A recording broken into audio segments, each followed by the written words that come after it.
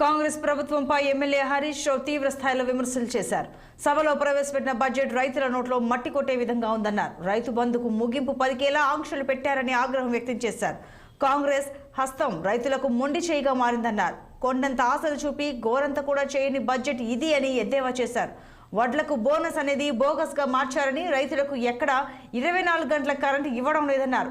ఎన్నికల ప్రచారంలో అబద్ధాలు చెప్పారని, అవే ఇప్పుడు అసెంబ్లీలోనూ కంటిన్యూ చేశారని విమర్శించారు. రైతులు రాజును చేసింది కేసీఆర్ ప్రభుత్వమేనని స్పష్టం చేశారు.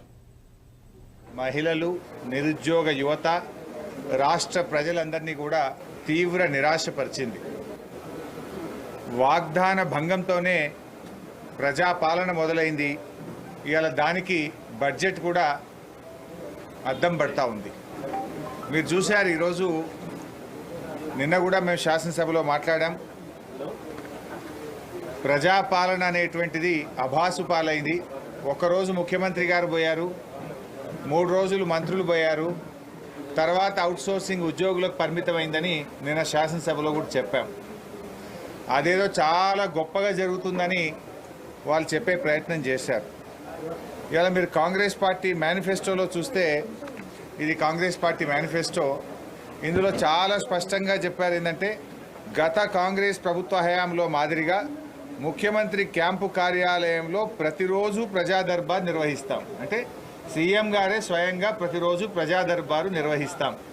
కానీ జరిగిందేంది, ఒక రోజుకు మాత్రమే పరిమితం చేసి ప్రజా దర్బార్కు ఇప్పుడు గతంలో కలెక్టరేట్లలో తీసుకున్నటువంటి దరఖాస్తులకు దీనికి తేడా ఏమున్నది అంటే, వాగ్దాన భంగంతో ప్రజాపాలన ఎట్లా మొదలైందో ఇవాళ బడ్జెట్ కూడా అదే రకమైనటువంటి వాగ్దాన భంగాలతోనే మొదలైందని చెప్పొచ్చు.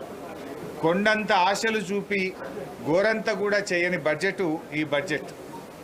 గ్యారంటీల అమలు విషయంలో ప్రజలకు ఒక స్పష్టత ఇవ్వలేకపోయినారు, నమ్మకం కూడా ఇవ్వలేకపోయినారు.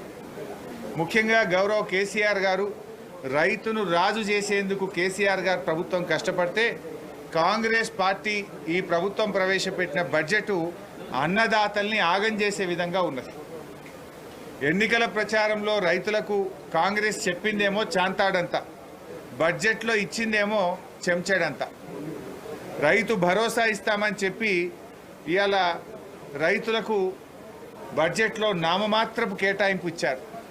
అంకెలు మార్చి ఆంక్షలు పెట్టి అన్నం పెట్టే రైతన్న నోట్లో మట్టి కొట్టే విధంగా ఈ బడ్జెట్ ఉంది.